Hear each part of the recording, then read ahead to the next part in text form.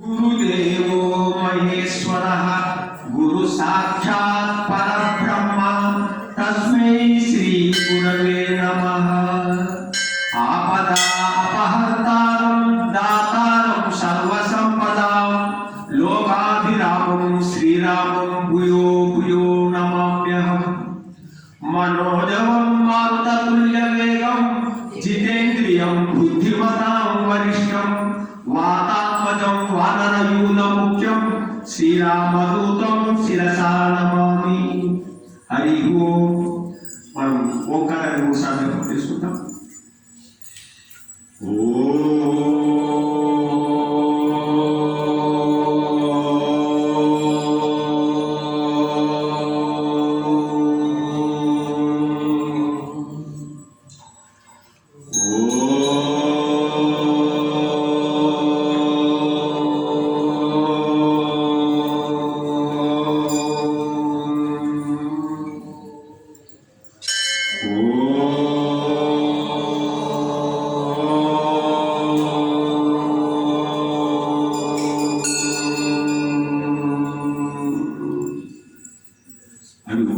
భగవద్మానవులారా అందరికీ హృదయపూర్వక వందనాలు సమర్పించుకుంటూ మనం ఈరోజు 5వ పాఠాన్ని మనం ఒకసారి అనుసంధానం చేసుకుందాం.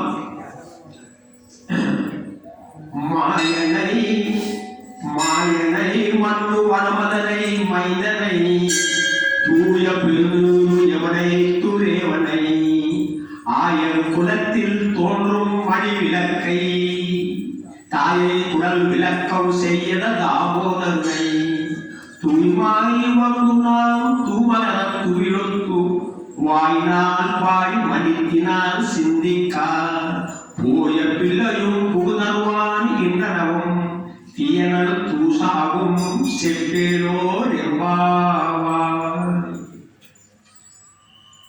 ఈ పాశనం ఎందుకు మొదలుపెట్టిందంటే ఇంతకుముందు మనం చెప్పుకోవడం కదా, ఒక అమ్మ ఒక గోపిక మనకు అనుమానం రేకెత్తించింది. మనం ఇంత మంచి పని ప్రారంభం చేస్తున్నాం కదా, ఆటంకాలు వస్తాయి కదా. ఎంత మంచి గొప్పవైనా సరే ఒక మంచి పని మొదలు పెడితే ఆటంకాలు వస్తాయి. ఎందుకంటే ఎన్నో జన్మ చేసిన పాపాలు ఉన్నాయి కాబట్టి అవి ఆటంకాలు వస్తాయి. అందుకోసమే ఒక జ్ఞానం గల గోపిక అనేది లేదు, మనము భగవంతుని నామాన్ని అనుసంధానం చేస్తే భక్తితోని ఈ యొక్క పాపాలు పోతాయి అని చెబుతుంటాం. ఇప్పుడు ఇందులో గొప్పవి ఏంటంటే మాయావి అంటే మాయనే అంటే మాయావి ఎవరు? శ్రీకృష్ణుడు. ఇప్పుడు ఇంకా చెప్పాలంటే ఒక క్రమంలో చెప్పటం అయిపోతుంది అనిపిస్తుంది. ఒక క్రమం. ఈ 5వ పాసనంలో మొదటి పాసనము, 2వ పాసనము, 3వ పాసనము, 4వ పాసనంలో ఫస్ట్ పాసనంలో బ్రహ్మ గురించి చెప్పింది. బ్రహ్మ అంటే నారాయణకు అక్కడ ఒక రూపం నేర్పుకుంటాడు. ఎక్కువ ప్రకాశం ఉండదు నారాయణుడు. అది నారాయణ అంటే బ్రహ్మ. ఆ బ్రహ్మని ఎవరు ఉపాసిస్తారంటే జ్ఞానులు ఉపాసిస్తారు. ఎందుకంటే ఆకారం లేని యొక్క తత్వాన్ని జ్ఞానులు ఉపాసన చేస్తారు. అది నారాయణ బ్రహ్మ. తర్వాత పరమాత్మ అంటారు. పరమాత్మ అంటే 2వ పాసంలో చెప్పింది. వైకుంఠంలో క్షీరసాగరంలో ఉన్నటువంటి శ్రీమన్నారాయణ ఆయన పరమాత్మ. ఈ పరమాత్మ 4 భుజాలతో ఉన్నాడు, శక్తి ఉంటుంది, అన్నీ ఉంటాయి, కానీ లీలలు చేయడు. అంటే అవతారాలు ఇస్తాడు. ఈయన 2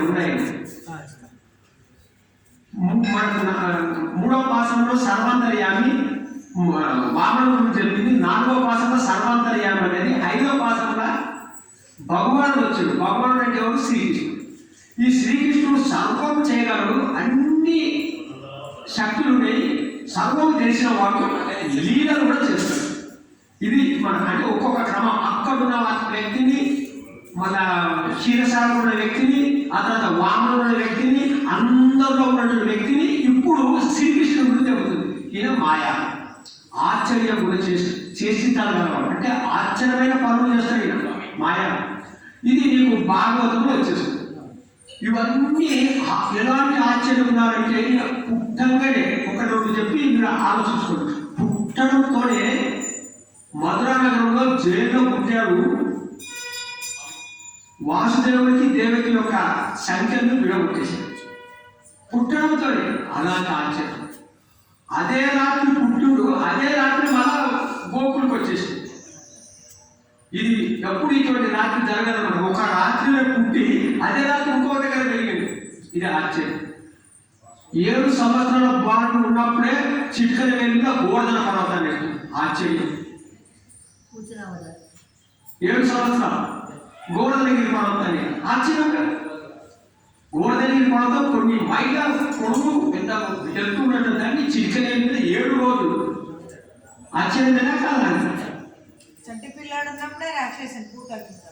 అది సో ఇలాంటి నువ్వు అన్ని చెప్పుకోవచ్చు. అలాంటి మాయావి మన్ను వడవదలే ఉత్తర మధురా నగరానికి ఎల్లప్పుడూ భగవత్ సంబంధం ఉంటుంది. మన్ను అంటే సంబంధం, భగవత్ సంబంధం నిత్యం ఉంటుంది మధురా నగరానికి. ఆ మధురా నగరానికి రాజైన వాడు, రాజు కాదు కానీ ఎందుకు రాజైందంటే అటువంటి ప్రతిభ ప్రకర్ష ఉన్నవాడు, అంత గొప్పవాడు కాబట్టి రాజు మధుర నగరికి రాజు కాకపోయినా మధుర నగరాన్ని నిర్వాహణం చేసింది కాబట్టి మైందనై అంటే రాజైన వాడు. సో మాయనై మన్ను వడవదనై మైందనై అంటే మధుర నగరానికి రాజైన వాడు, అనేకమైన ఆశ్చర్య చేసినాడు చేసినటువంటి వాడు. తూయ పెరునీరు ఎవరైతు రేవనై. తూయ పెరునీరు, తూయ అంటే పరిశుద్ధమైన, తూయ పెరునీరు అంటే లోతైన నీరు, స్వచ్ఛమైన నీరు. తూయ పెరునీరు ఎవరైతే యమునా నదిలో నీరు బాగా ఉండేది. ఎవరైతే రేవనే ఆ యమునా నది ఒడ్డున ఉండేవాడు, నివసించుతుండేవాడు. అంటే స్వచ్ఛమైన లోతైన యమునా నది దగ్గర నివసించుండేవాడు. ఈయన ఎవరు? శ్రీకృష్ణ వాడు. అలాంటి వాడు తూయ పెరునీరు ఎవరైతే రేవనే. ఎందుకు యమునా నది అంత పవిత్రంగా అంత శుద్ధంగా ఎందుకున్నది అంటే ఒక ముచ్చట ఇట్లా ఉంటుంది. శ్రీకృష్ణుని అదే రాత్రి కంసుని భయం కొట్టు మధుర నుంచి గోకులకు తీసుకెళ్తున్నాడు వాసుదేవుడు. గంపలో పెట్టుకోండి యమునదికి రాగానే యమునది పొంగుతున్నది. అప్పుడు శ్రీకృష్ణుడు చూసి యమునది దారించడమే కాకుండా ఆయన పాదాలు కడగాలని పొంగుతున్నది. ఒక ఎక్కువ పొంగితే మా తండ్రి గారు ఏడా మునిగిపోతుంటే తన కాలు కిందికి చేశాడట. చేస్తే ఆ కాలుని కడిగేసింది యమున. ఆ విధంగా యమున పవిత్రం. పరమాత్ముని పాదాలు కడిగినప్పుడు యమున పవిత్రం. అది తూయ పెరునీరు ఎవరైతు రేవనై.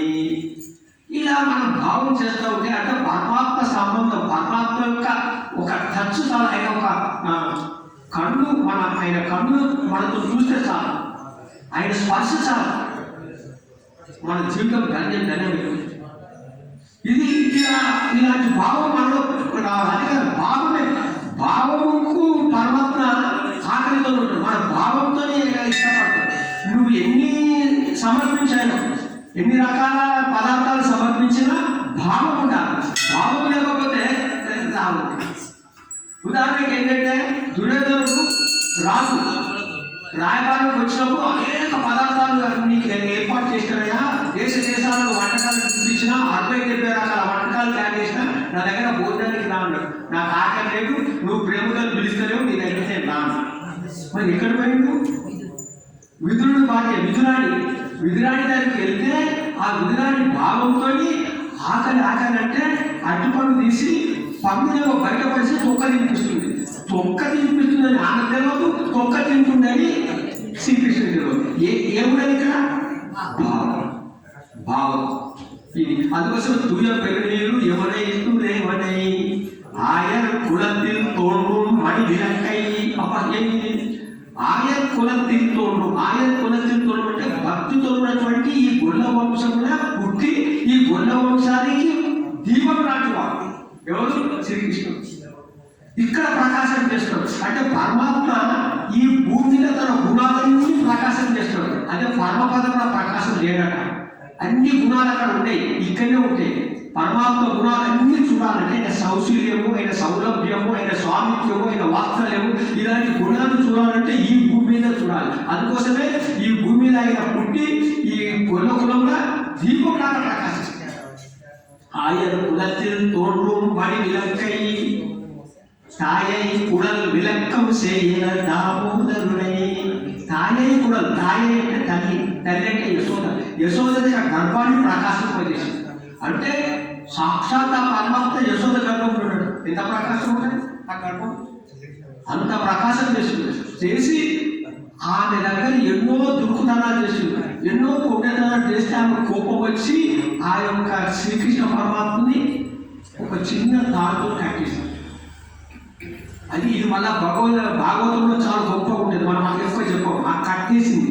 ఈ సాక్షాత్ పరమాత్మనట కట్టడం అనేది దేవతలు, బ్రహ్మలు, గుడులు అందరూ చూసి ఆశ్చర్యపోయినట. మాకు ఎన్నో సంవత్సరాలు తపస్సు చేసినా కూడా మాకు దర్శనమిస్తలేడు. అలాంటి ఈ పరమాత్మ ఈ గొల్లాలకు ఒక జ్ఞానం లేదు, ఈవిడ దొరికిపోయినా ఇంత సులభంగా అని ఆశ్చర్యపోయారు. అంటే భక్తితో అప్పుడు ఆ దాంతో కట్టడం వలన ఆయన ఉదయంలో కట్టింది కాబట్టి ఆ ఉదయంలో భక్తి అయిపోయింది. అందుకోసం ఆయనకు దామోదరుడు అని వచ్చింది. ఇలాంటి పరమాత్మని గర్భంలో పెట్టే తల్లు నలుగురు, ఒక ఆమె అదితి, ఇంకో రెండు ఆమె దేవమూర్తి, తన మూడు ఆమె కౌశల్య, నాలుగో ఆమె దేవకి. వీళ్ళందరూ పరమాత్మని గర్భంలో పెట్టుకున్నారు కాబట్టి ఆ గర్భము యొక్క అటాచ్మెంట్, ఆ సంబంధానికి శ్రీకృష్ణ పరమాత్మ పొంగిపోయి ఈ నలుగురు అమ్మలకు ముక్తి చేశాడు. అంతేకాకుండా వీళ్ళ భక్తికి మెచ్చి తానే దొంగిపోయి వీళ్ళకు వసడిపోయి వీళ్ళు ఎలా చెబితే అలా నటించారు. అంత అదృష్టవంతుడు. దాయే గుణాలు విలక్కం చేయట దామోదరుడై, ఇలాంటి దామోదరుడు, ఇలాంటి సులభమైనటువంటి వాడు. మనం ప్రేమ భక్తితో మనం ఆయన దగ్గరికి వెళ్తే ఆయన ఇలా లొంగిపోతాం, భక్తికి లొంగిపోతాం.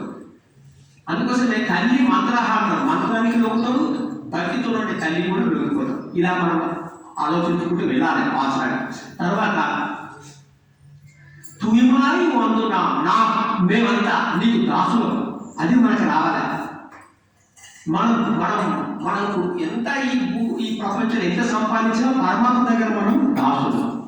తూయిమాయి వందు నా అంటే మేమంతా దాసులు, దాసభూతులు అంటే మేము తూయిమాయి. తూయిమాయి అంటే తూయిమాయి అంటే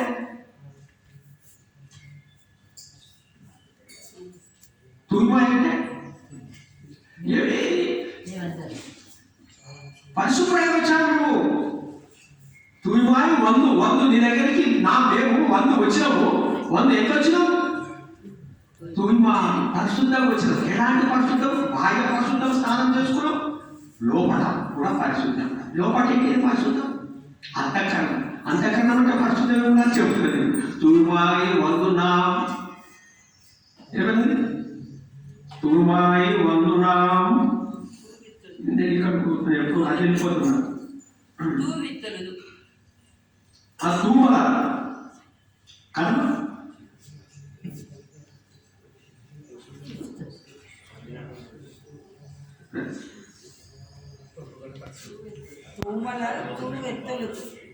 అదే తూమాయి వందనం తూమల తూమిలో తూమల అంటే పరిమళం వెలుగలుతున్నట్టు పుష్పం తూమల. తూమి అంటే సమర్పించి, తొలుత అంటే చేతులు జోడించి.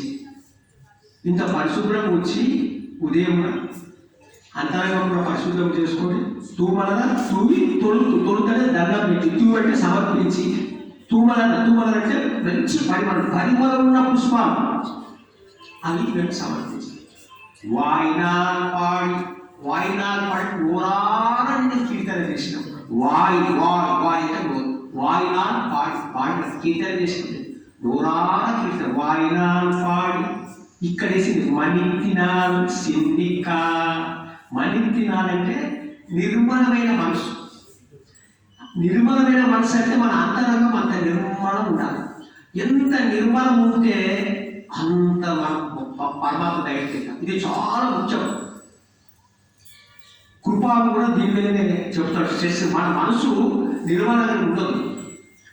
మీకు చెబుతా, మనం ఎంత పూజలు చేస్తున్నా, నాలాంటి వాడు ఎన్ని పూజలు చేస్తున్నా, ఎందుకంటే ఆ పరమాత్మ దగ్గరికి వెళ్ళలేకపోతున్నామంటే నా మనసు నిర్మలంగా లేదు. పూజ చేస్తున్నప్పుడు ఒక అర్ధగంట తర్వాత బయటికి వెళ్ళిన తర్వాత మనసు ఎన్నో రకాలుగా మన ఆలోచనలు చేస్తున్నాయి. వాడు ఇలాంటి వాడు, ఈయన ఇలాంటిది, ఈయన ఇలా చేస్తాడు, ఈయన ఇలా చేస్తాడు, వాడు మంచోడు కాదు, వీడు చెప్తాడు, ఇలాంటి గుణాలు నా దగ్గర ఉన్నాయి. ఇలాంటి గుణాలు ఉన్నప్పుడు ఒక అర్ధగంటనేమో చేస్తున్నా, తర్వాత మనసుతో ఎన్నో ఆలోచన చేస్తున్నా. ఈ మనసుతో ఎన్నో ఆలోచన చేస్తుంది కాబట్టి పరమాత్మ దగ్గర పోతుంది. నేను ఎప్పుడు అలాగా ఉండాలి. ఎలా ఉండాలంటే ఎప్పుడు, అందుకోసం అమ్మ చెప్పింది కదా, మంచిగా మాట్లాడు, తీంగింది కఠినమైన మాటలు మాట్లాడదు, చెడు ఆలోచన చేయొద్దు, మంచి ఆలోచన చేయాలి. ఇది మడికిన అసిందికట జ్ఞానంతో. ఇలా మనము మంచి పరిశుభ్రతతో, మంచి పూలతోని ఆ పరమాత్మకు సమర్పించి, మంచి అంతరంగంతో, నిర్మలమైన మనసుతో ఆయన జోడించి ఆయన సంకీర్తనం చేస్తే, ఇలా చేసినప్పుడు పోయ పిల్లలు అంటే మన ఇంతకుముందు చేసిన పాపాలన్నీ పోతాయి. పోయ పిల్లలు పూదరువారు ఇన్నడం అంటే ఈ ఆగామి ఆయన ప్రారంభ కర్మలు కూడా పోతే తెలుస్తుంది. పోయ పిల్లలు పూదరువాని ఇన్నడం తీయనల్ తూష అగుం. తీయనల్ అంటే ఏంటంటే అగ్ని, నిప్పు. తీయనల్ తూష అంటే దూది అగ్నిలో వేస్తే ఏమవుతుంది? భస్మైపోతుంది. తీయనల్ తూష అగుం అంటే మనం చేసిన పాపాలన్నీ అగ్నిలో వేసినట్టు మారి మసైపోతుంది. తీయనల్ తూష అగుం చెప్పేలో రెంబావాయి చెప్పయ్యా ఓ మాయావి, ఓ మదనగ నివాసి, ఓ గోకులవాస, ఓ దామోదర, ఓ రుక్మిణినాథ, ఓ మధురానాథ, ఓ శ్రీకృష్ణ అని భక్తితో చెప్పు, నీ యొక్క పాపాలన్నీ శమిసిపోతాయి అని చెబుతుంది అన్నమాట అమ్మ. ఈ రకంగా మనం ఇంత శ్రద్ధతో ఈ యొక్క వ్రతం చేస్తే అది పరిపూర్ణం. హరే నమః, హరే నమః, హరే నమః.